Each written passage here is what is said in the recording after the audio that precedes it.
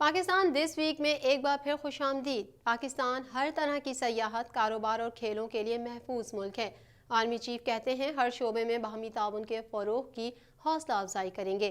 Army chief general Qamar Javed Bajwa نے کہا ہے کہ پاکستان عالمی شراکت داروں کے ساتھ خطے میں فروغ امن کے لیے پرعزم ہے۔ مزید تفصیلات اس رپورٹ میں۔ Army chief general Qamar Javed Bajwa نے کہا ہے کہ پاکستان عالمی شراکت داروں کے ساتھ خطے میں فروغ امن کے لیے پرعزم ہے اور ہر طرح کے کھیلوں، سیاحت اور کاروبار کے لیے محفوظ ملک ہے۔ ISPR کے مطابق پاکستان میں یونان کے سفیر آندریس پاپا سترو نے GHQ راولپنڈی کا دورہ کیا۔ Army chief general Qamar Javed Bajwa سے یونان کے سفیر نے ملاقات کی۔ ملاقات میں باہمی دلچسپی کے امور سمیت علاقائی سیکیورٹی، افغانستان کی صورتحال اور مختلف شعبوں میں باہمی تعاون پر تبادلہ خیال کیا گیا۔ پاک فوج کے سپہ سالار کا کہنا تھا کہ پاکستان عالمی شراکت داروں کے ساتھ خطے میں فروغ امن کے لیے پرعزم ہے، افغان عوام کے بہتر مستقبل کے لیے کوششیں جاری رکھیں گے۔ آرمی چیف نے دو ٹوک الفاظ میں کہا کہ پاکستان ہر طرح کی سیاحت، کاروبار اور کھیلوں کے لیے محفوظ ملک ہے۔ آرمی چیف نے مزید کہا کہ ہر شعبے میں باہمی تعاون کے فروغ کی حوصلہ افزائی کریں گے۔ یونانی سفیر نے کورونا کے کنٹرول کے لیے پاکستانی کوششوں کی تعریف کی۔ یونانی سفیر نے افغانستان کے لیے پاکستان کے کردار اور غیر ملکی عملے کے انخلا میں پاکستان کے تعاون کو بھی سراہا۔ ایسا کوئی وزیر نہیں جو کرپٹ نہ ہو۔ شاہد خاقان عباسی کہتے ہیں حکومت کی نااہلی کی وجہ سے نظام بیٹھ چکا ہے۔ پاکستان مسلم لیگ نون کے رہنما شاہد خاقان عباسی نے کہا ہے کہ معیشت کے حوالے سے تمام دعوے ختم ہو گئے، روز جھوٹ بولنے والے بھی اب نہیں رہے۔ وفاقی دارالحکومت اسلام آباد میں لیگی رہنما شاہد خاقان عباسی نے پریس کانفرنس کے دوران کیا کہا، جانتے ہیں اس رپورٹ میں۔ پاکستان مسلم لیگ نون کے رہنما اور سابق وزیر اعظم شاہد خاقان عباسی نے کہا ہے کہ ملک میں کوئی ایسا وزیر نہیں جو کرپٹ نہ ہو۔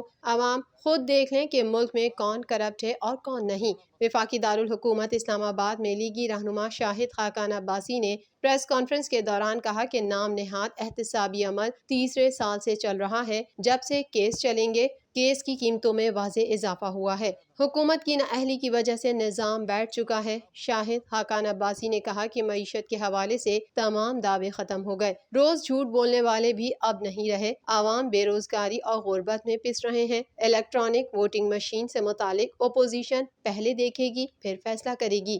سابق وزیر اعظم نے مزید کہا کہ پروسیکیوٹر کے طور پر نہ چل سکے تو فیصل چودھری کو اسپیشل پروسیکیوٹر بنا دیا، فیصل چودھری کو نیب چیئرمین بنا کر سارا معاملہ ختم کر دیں۔ مسلم لیگ نون کے رہنما سابق وزیر اعظم شاہد خاقان عباسی نے سوال اٹھایا کہ سمجھ نہیں آ رہی کہ یہ تحائف کو چھپانا کیوں چاہتے ہیں۔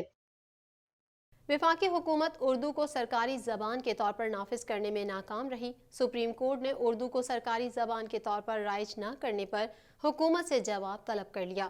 سپریم کورٹ آف پاکستان نے اردو کو سرکاری زبان کے طور پر رائج کرنے سے متعلق توہین عدالت کی درخواست پر سماعت کے دوران ریمارکس دیے ہیں کہ مادری اور قومی زبان کے بغیر ہم اپنی شناخت کھو دیں گے۔ مزید احوال اس رپورٹ میں۔ سپریم کورٹ نے ریمارکس دیے ہیں کہ وفاقی حکومت اردو کو سرکاری زبان کے طور پر نافذ کرنے میں ناکام رہی ہے۔ جسٹس عمر عطا بندیال کی سربراہی میں سپریم کورٹ کے 3 رکنی بینچ نے اردو کو سرکاری زبان کے طور پر رائج کرنے سے متعلق توہین عدالت کی درخواست پر سماعت کی۔ سپریم کورٹ نے اردو کو سرکاری زبان کے طور پر رائج نہ کرنے پر وفاقی حکومت جبکہ پنجابی زبان کو صوبے میں رائج نہ کرنے پر پنجاب حکومت سے بھی جواب طلب کر لیا۔ کیس کی مزید سماعت 1 ماہ بعد ہوگی۔ جسٹس عمر عطا بندیال نے ریمارکس دیے کہ سپریم کورٹ نے 2015 میں اردو کو سرکاری زبان کے طور پر رائج کرنے کا حکم دیا۔ وفاقی حکومت اردو کو سرکاری زبان کے طور پر نافذ کرنے میں ناکام رہی۔ آئین کے آرٹیکل 251 میں قومی زبان کے ساتھ علاقائی زبان کا ذکر بھی ہے۔ پنجابی زبان کے نفاذ نہ کرنے پر پنجاب حکومت کو بھی نوٹس کر رہے ہیں۔ مادری اور قومی زبان کے بغیر ہم اپنی شناخت کھو دیں گے۔ میری رائے میں ہمیں اپنے بزرگوں کی طرح فارسی اور عربی زبانیں بھی سیکھنی چاہیے۔ وزیر اعظم عمران خان کی معاون خصوصی ثانیہ نشتر کا کہنا ہے کہ وسیلہ حق، وسیلہ صحت اور وسیلہ روزگار پروگرام کرپشن کی وجہ سے بند ہوئے۔ احساس پروگرام میں کوئی سیاست نہیں ہو رہی۔ وزیر اعظم عمران خان کی معاون خصوصی برائے انسداد غربت ثانیہ نشتر نے سینیٹ اجلاس میں بتایا کہ غربت کی شرح کا تعین آمدن اور معیار زندگی دیکھ کر کیا جاتا ہے۔ مزید تفصیلات اس رپورٹ میں۔ वज़ीर आज़म इमरान खान की मावुन ख़ुसूसी बराए इंसदाद ग़ुरबत सानिया निश्तर ने सेनेट इजलास में बताया कि ग़ुरबत की शरह का तयन आमदन और मयार ज़िंदगी देख कर किया जाता है। सन 2015 में मुल्क में ग़ुरबत की शरह 38% थी। सानिया निश्तर का कहना था कि एहसास प्रोग्राम की पॉलिसी पब्लिक है। पनाहगाहों और लंगर खानों का BISP से कोई ताल्लुक नहीं। एहसास एमरजेंसी कैश एक नया प्रोग्राम है। वसीला हक, वसीला सेहत और वसीला रोजगार प्रोग्राम करप्शन की वजह से बंद हुए। उन्होंने कहा कि वसीला तालीम में वजीफा 50 से बढ़ाकर 160 इजला तक कर दिया गया। एहसास को BISP कहना या इससे जोड़ना सरासर गलत है। मुआविन ख़ुसूसी का कहना था कि ओपोजिशन हमें बताए कि हमारे प्रोग्राम में क्या इशूज हैं। एहसास प्रोग्राम में कोई सियासत नहीं हो रही है। आसिफ जरदारी पर 29 सितंबर को फर्द जुर्म आयद होगी। एहतसाब अदालत ने तलब कर लिया। फर्द जुर्म का जवाब देने के लिए ज़ाती हैसियत में पेशी लाजिम करार दे दी गई। एहतसाब अदालत ने जाली अकाउंट्स केसेस में 8 अरब की मशकूक ट्रांजैक्शन के नैब रेफरेंस में साबिक सदर आसिफ जरदारी को 29 सितंबर को फर्द जुर्म के लिए तलब कर लिया। मजीद जानेंगे इस रिपोर्ट में। एहतसाब अदालत ने जाली अकाउंट्स केस में 8 अरब की मशकूक ट्रांजैक्शन के नैब रेफरेंस में साबिक सदर आसिफ जरदारी को 29 सितंबर को फर्द जुर्म के लिए तलब कर लिया। रजिस्ट्रार एहतसाब अदालत की जानिब से समन आसिफ अली जरदारी को बिलावल हाउस कराची के पते पर अरसाल किया गया। समन नैब तफ्तीशी अफसर ने अरसाल किया। समन में कहा गया है कि 29 सितंबर को एहतसाब अदालत नंबर 3 में पेश हों। फर्द जुर्म का जवाब देने के लिए आपकी ज़ाती हैसियत में पेशी लाजिम है।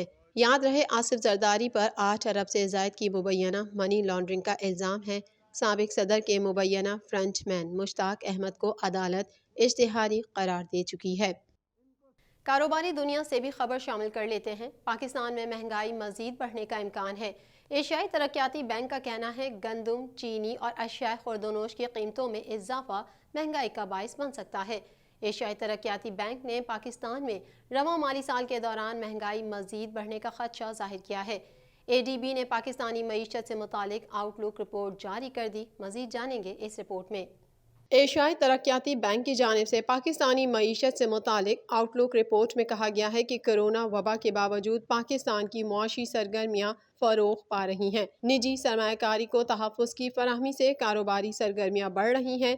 बेहतर पॉलिसियों के बायस मैन्युफैक्चरिंग के शोबे की कारकर्दगी में नुमाया बेहतरी हुई है। आउटलुक रिपोर्ट में मजीद कहा गया है कि मालियाती पैकेज और बेहतर पॉलिसियों के बायस पाकिस्तान की बरामदात बढ़ रही हैं। इसलिए रवा माली साल के दौरान पाकिस्तान की मुआशी शरह नमू 4% तक रहने की तवक्को है।